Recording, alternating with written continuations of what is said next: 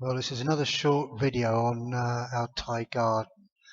This is turfing in Thailand, and this really is something quite different. So different from the UK. Hope you enjoy it.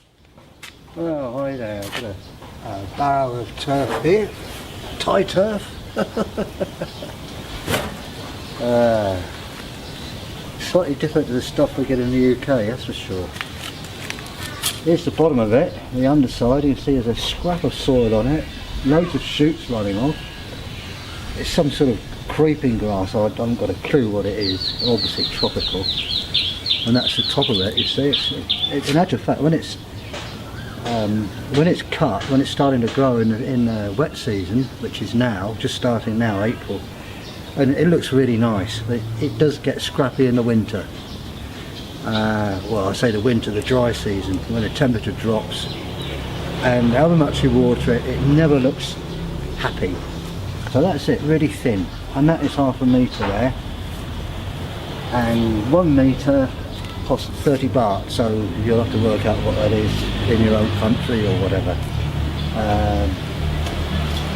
Now that's gone up since we first laid the lawns. I guess, what's that, 11 years ago, I suppose. That's gone up, that's doubled, as everything else has in Thailand. I suppose it's the same in every country, but no, it's quite expensive.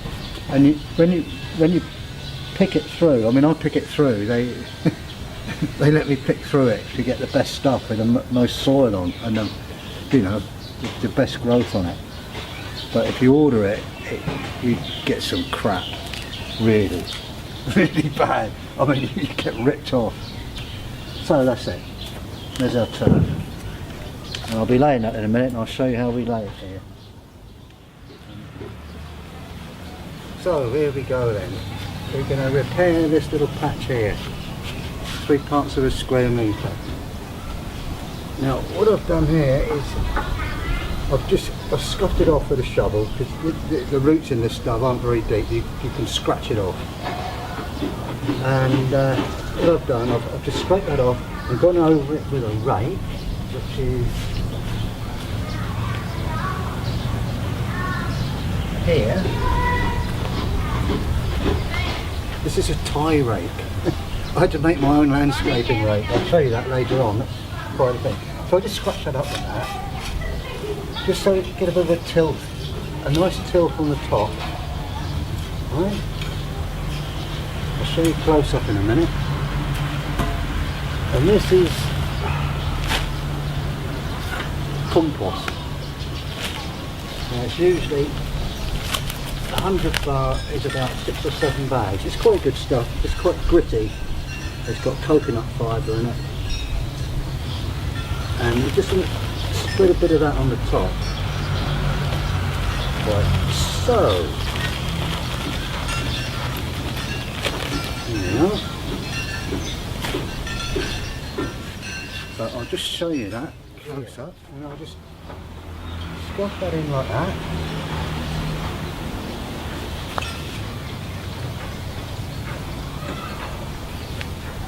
So it's not going to be that, you don't be fussy about it.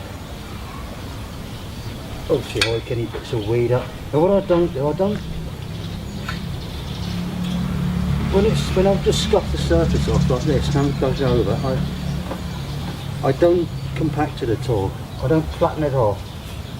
I leave it like that. Well, there's our turf.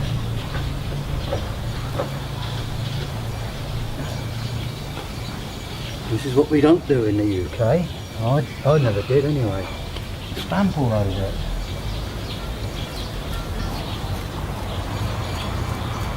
Cut it with a pair of scissors. So, I bet some of you are cringing at this.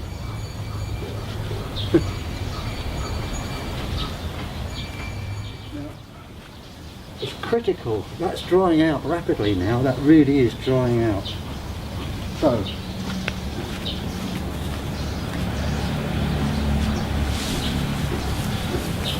what we do, you get a bit of screening out and just chuck it on there for the moment, just to help you keep the sun off of that.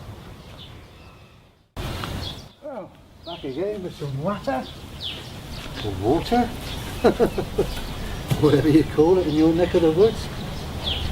So I'm doing what you don't do, okay? We do it completely differently here.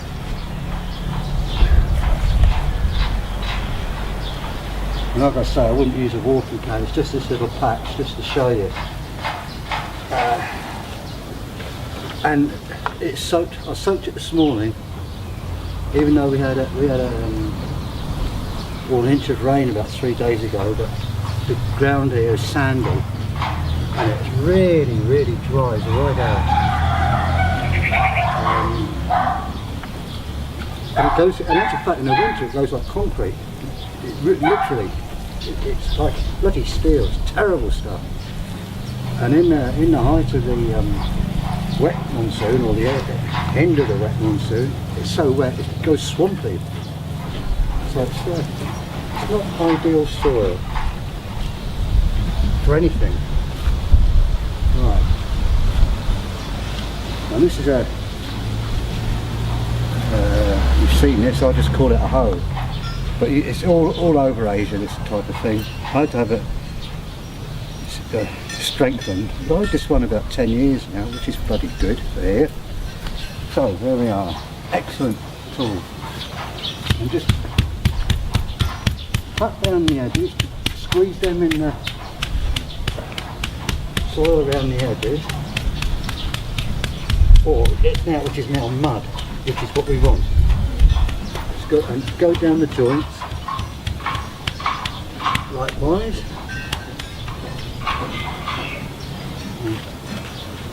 Just press it into the mud, which it is, it's mud, just press it in. But my God, what's he doing? But believe me, it works. Well, you're not going to get a bowling green, that's for sure.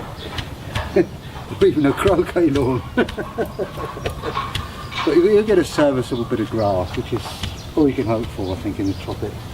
Although you see some places are absolutely beautiful, you know, the palaces and some of the temples here.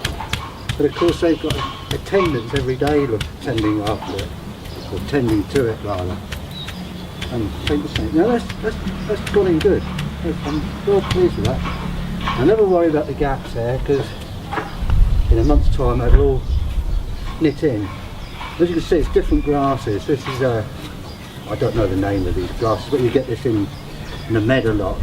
It's like shade and damp, and that's self-seeded here, self-grown here. So, but we're not worried about that. We just want it green, without too many weeds in it. We don't want too many weeds. But that's good. I'm happy with that. And then to show you.